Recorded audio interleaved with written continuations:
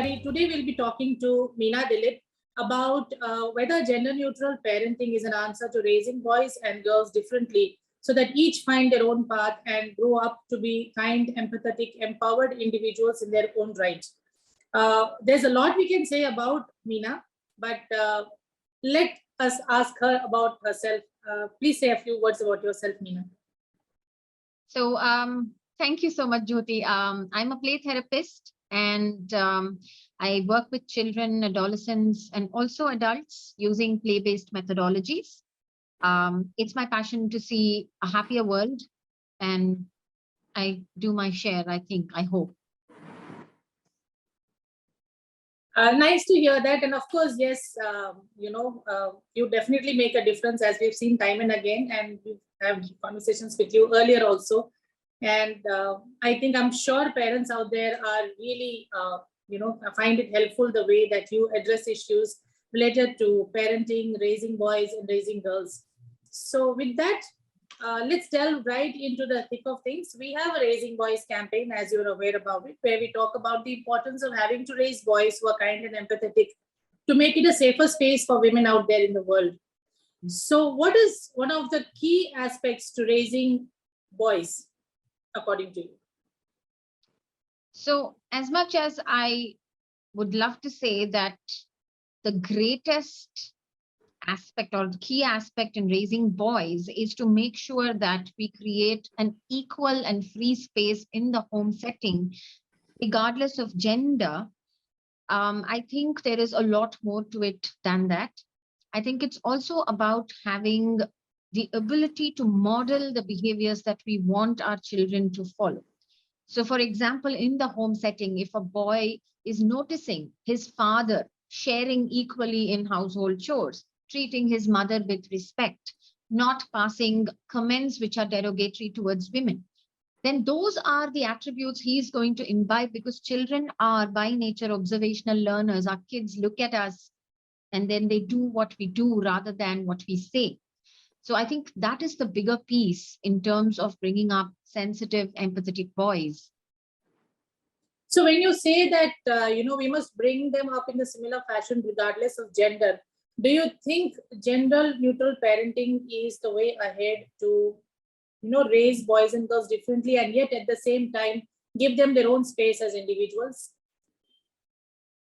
I wouldn't say it is the only solution, not like it's the be-all and end-all of solutions in terms of fixing this problem, because I think this is a very systemic problem and it's so deeply ingrained culturally, societally. We as a nation we are very progressive in a lot of things, but there are certain attitudes and belief systems which do hold us back very unconsciously, even without our awareness. Sometimes it just seeps into our daily living, right? I don't know if that answers your question, but I would think that gender neutral parenting is definitely one of the approaches which possibly could be explored, although it does come with its fair share of challenges in the Indian setting. Interesting that you say that, because that's the exact next question that we wanted to ask you. So is it possible, is a fair, neutral parenting possible in the Indian family system, where there are very strong established gender stereotypes and biases that we've been following through generations? How much can you expect parents to understand that and follow it? So the heartening side to the story is, yes, it is definitely possible. In fact, it is a noticeable trend in many of the urban centers in India today, especially because we've all moved into nuclear families and most of the parents are second, third generation educated people who have opened their mind to possibilities, who are much more aware, much more sensitive, and willing to attempt something like this.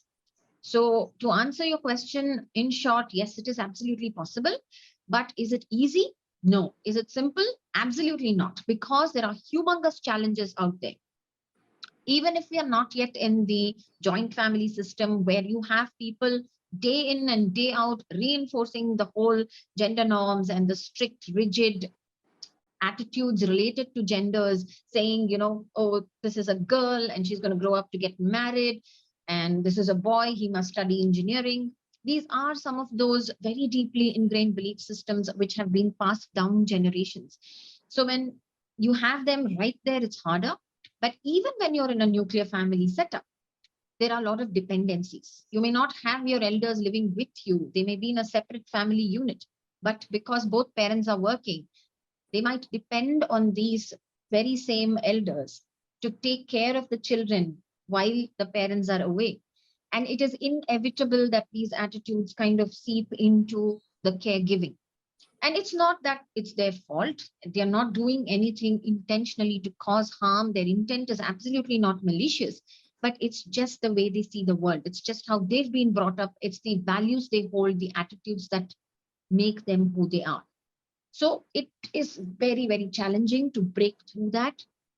And it's very difficult to, teach an old dog new tricks, if you know what I mean.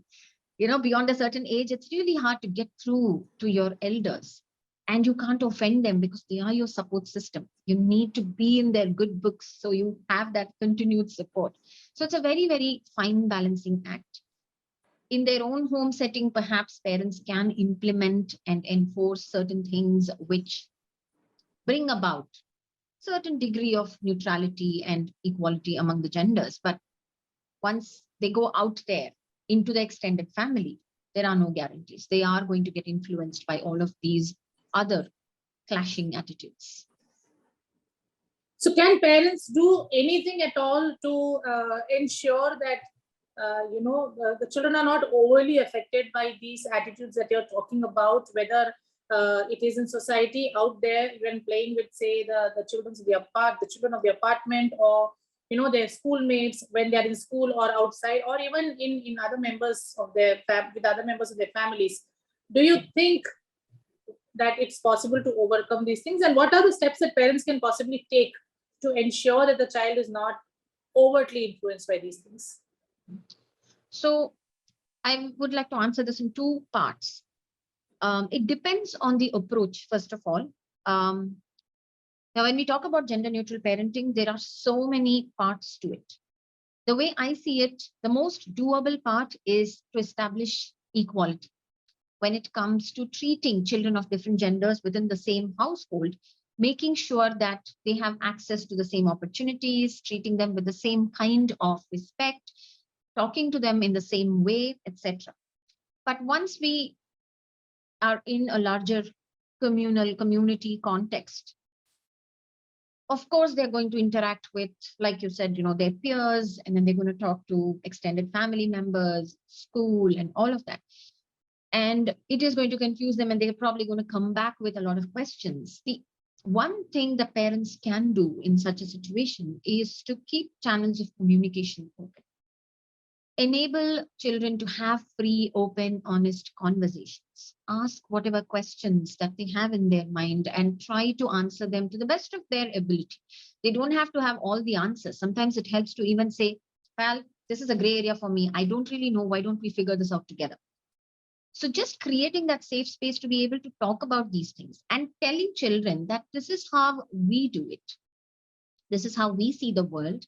We would like to create a more balanced world out there. And we would like you both to enjoy the same opportunities and make sure that you have everything equal. But it may not be the same with other people. It may not be the same out there. There is yet a huge gap. It's good to be honest. Let our children know. Make them aware that there are these disparities. They will probably appreciate you a lot more as a parent when they recognize what they have, which is not available for their peers out there. But is there a fear that, say, if parents do follow this style of parenting, the children might get confused about their own gender identities growing up? Okay, very good question. So this is the second part which I missed from the previous question. So as long as the focus is on the equality aspect, this is not bound to happen. However, there are some parents who take this to the next level. When they talk about gender neutral parenting, they even go to the extent of hiding the child's gender and not really assigning a specific gender to the child, with the hope that the child will make that choice eventually. It's the child's decision and so on and so forth. And as noble as this concept sounds, it can be very confusing, especially like you said, once the child goes out there into the community, into the larger social setting like the school or the extended family, and interacts with other children. There are a lot of questions and self-doubt, and there's no concrete concept of self at all. So to combat this, my recommendation would be to have, again, conversations about self and how children see themselves, especially when it comes to their biological endowments and attributes. Talk about the physical body, talk about the differences, talk about what they think about it, ask them a lot of open-ended questions, help them explore and figure themselves out before they go out there in the world. So when they have a concrete sense of self, this possibility of confusion about identity comes down. It is still there, of course, absolutely, but the chances of it impacting them very intensely come down substantially. Does that make sense? Yes, it does. But at what age can parents actually, start this style of parenting so that the child also kind of understands? Is there some kind of age that parents can make the children aware about gender neutral parenting and the sheenback that it brings? Or is it just something that you just naturally follow once you have a child? I think you already know the answer to that, but I'm going to say it anyway. I truly believe that it starts way before children come into the picture, because a lot of these things are defined by parental attitudes, their values, their beliefs. What do they think about this? How do they see the world? And also there has to be agreement between both parents. One parent might want to go this route and want to do gender neutral parenting, but the other parent might have their own biases and preset notions about this is how specifically girls should be brought up and this is how boys should be brought up and so on. And it's so deeply ingrained that we can't blame them. Having said that, when it comes to children, I would think it starts at birth. I mean, simple decisions. Think about it. What kind of clothing are you going to buy? What color of japla and nappies do you pick up for the child? Is it based on the gender? How do you paint the nursery? What's the decor of the children's room going to be like? Is it blue for boys and pink for girls? Then you're still repressive. You're stuck in the dark ages where you're assigning a specific color to a specific gender. So it goes way back, like I said, even before children come on the scene. It's a very individual thing. The whole concept of gender neutral parenting is something that starts with parenting our own inner children. We need to let go of our own unconscious biases first before we could attempt to do something with our children. Does this style of parenting affect boys and girls differently? Again, a great question. Yes, there are definitely differences in the way they are impacted. The differences are both positive and negative for both girls and for boys. Having said that, when it comes to girls from families which are following this approach, I have found that they are a lot more assertive, much more confident, communicative, articulate. When it comes to boys, I have seen that they are so much more creative, imaginative. They are also able to embrace differences in themselves and in others. So they become inclusive, a lot more compassionate. There is a lot of empathy that comes into play. They are able to process differences much better. So they're able to integrate into their circles differently abled children, children of their age who don't identify with a specific gender. Whatever be the difference, regardless of that, they are non-discriminatory in nature because they've been brought up that way. There is no discrimination in the parenting style, and therefore they're able to take that and apply it out there in their own peer groups and other settings that they're going into. So one of the prime, focus of this style of parenting is to help children break through established societal stereotypes and societal norms. So at what point do you think parents can actually start telling the children that, this is what it is, this is how you break the stereotype or break the mold? In short, what are the 5 things that parents can do to start with their gender neutral parenting ideas? Even like you said, it could be much before they have children, but what are the ideas they need to have, like a 5 quick takeaway if you need to tell so that when they have children, they kind of just practice it, apply it, and there they are, there is a formula for them. Wow. So formulas, I really don't believe in it, but I'm going to try and give you those 5 takeaways to the best of my ability. First of all, I truly don't think that talking to children, telling them so and so, the top-down approach is going to make much of a difference. So the very first takeaway is lead by example, for which they need to introspect. They need to start with their own attitudes and values and belief system and reset that. That is the very first thing that they would need to work on if they would like to follow an approach like this. Second, they both need to get on the same team. Both parents need to be able to see eye to eye on this concept, because conceptually, it's a very challenging parenting style, especially in a repressive society like ours, where people are not very open to this concept yet. It's a very nascent, developing, literally a little green, shoot of a plant. That's what I would liken it to, this whole ideology, this concept. And it's a very small minority of people who have the courage to undertake something like this. So the second step is to get on the same team, to make sure that both partners are willing to go the distance and not give up halfway. So it really helps to talk about each other's value systems, each other's attitudes and beliefs, and do a course correction where necessary. Third, once the children come along, it's their daily behaviors, their daily attitudes, and how they communicate that with each other as well as with children. Language, it's a huge factor when it comes to gender neutral parenting. Simple things. Instead of saying policeman or policewoman, say police officer. Instead of saying actor or actress, say film personality.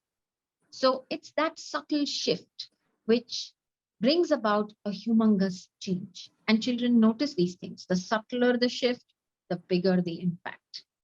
Fourth, in your daily, day-to-day, kind of chores that you're doing, make sure there's equality between the spouses. And when you're assigning chores to your kids at home, regardless of their gender, make sure that it's the same. Whether you're a girl or a boy, you need to do all of these chores, and we take turns doing them. So today, if you did the dishes, tomorrow you're going to vacuum, and then we switch roles, right?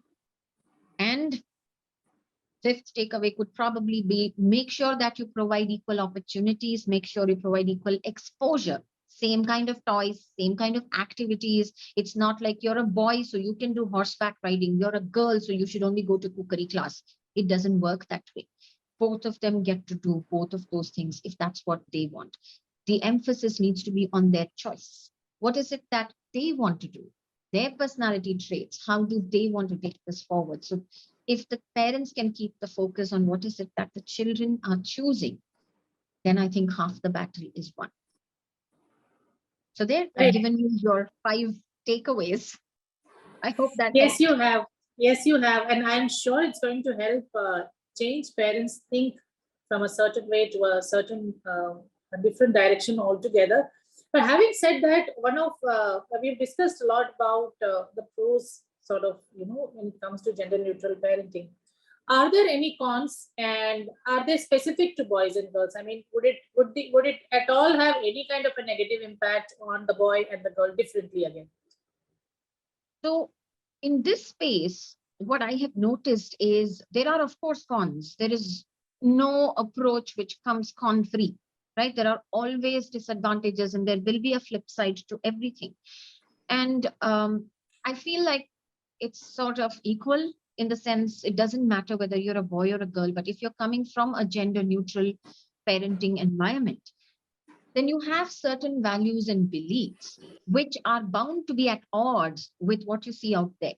So that could cause a lot of internal conflict and disturbance, and such children might struggle to fit in because obviously they are a cut above the rest, because obviously their minds are much more open, they are more creative, they're more inclusive, they have big hearts, they're more integrative by nature, but then they're stuck in an environment which is not as progressive as they themselves are. So that could be a huge challenge.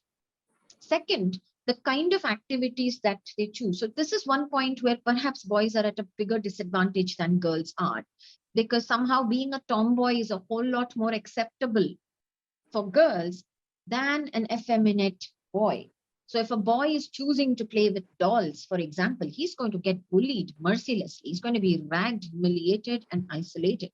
So that is one of the greatest dangers that parents need to be mindful of when they are exposing children to these, overall activities and opportunities. So it's something that perhaps they also need to sensitize children about and tell them that this is a possibility. And if this happens, come talk to us and let's see if we can figure ways out to keep you safe. Okay, the very, very last question about this would be, what is that one challenge which would just take the mickey out of a parent, would say, okay, this is enough, let's go back? I mean, what is the unsurmountable challenge, seemingly unsurmountable, of course, for a parent, for parents who are following gender neutral parenting? And how would you say they can overcome that and move ahead? I am not sure I can answer that because, like I said, there is no one size fits all. And there are a whole range of challenges over here, from headbutting with your elders and family members, all the way to making sure that your child is able to fit in to the larger society and the school system. Because even school system, if you think about it, is quite repressive in terms of gender roles. The uniform, girls come in salwar kameez or skirts, boys come in shirts and pants. Now, a child from this kind of a background is going to struggle with something like that. How can parents resolve a conflict like that? We cannot fight the system, right? So there are challenges everywhere, and it's like one man's food is another's poison, right?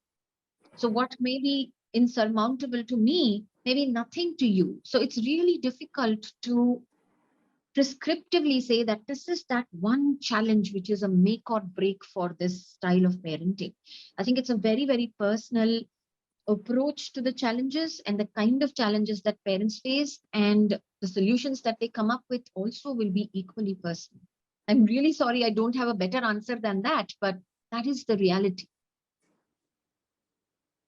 Actually, you're right about that. That is the reality. And on that note, I think we've asked all the questions, and I hope the parents out there have found the answers they were looking for in case they're thinking about opting for gender neutral parenting, which is all about helping your child think outside the box and also make them stand out and more creative. Of course, like Mina said, there are challenges to it, but do you think the end result will be worth all this? Do let us know. And Mina, thank you so much for taking the time out to talk to us today. It was a wonderful interaction and we really enjoyed it. Thank you. Thanks for the opportunity.